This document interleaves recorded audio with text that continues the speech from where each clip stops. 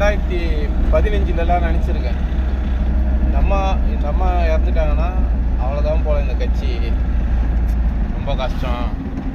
ஏன்னா இவனுங்க வந்து வகை வகையாக பெற்று போட்டுன்னு இருப்பானுங்க குட்டிங்களை.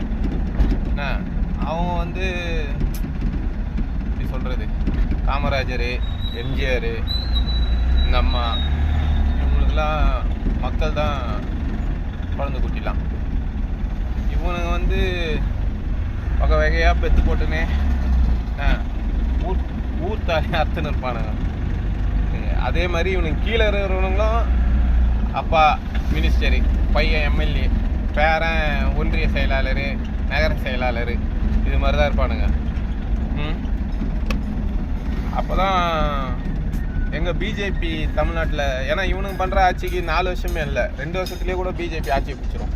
அவ்வளோ கேவலமான ஆட்சியாக இருக்குது இந்த ஆட்சி. ஃபஸ்ட்டு 1 வருஷம் அவ்வளோதான், அடுத்த 4 வருஷம் ஃபுல்லாகவே திருட்டு திருட்டு திருட்டு தான், மொத்தம் திருட்டு தான், வேறு எதுவுமே இல்லை.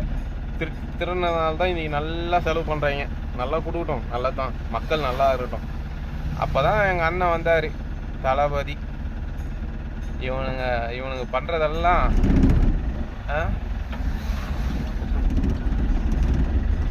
அண்ணா வந்து கூப்பிட்டாரான் நெடுஞ்செழியனை, தம்பி வா தலைமையை ஏற்கவான்னு. அது மாதிரி நாங்கள் இன்னைக்கு கூப்பிட்றோம் எங்கள் அண்ணனை, அண்ணாவா தலைமையை ஏற்கவான்னு.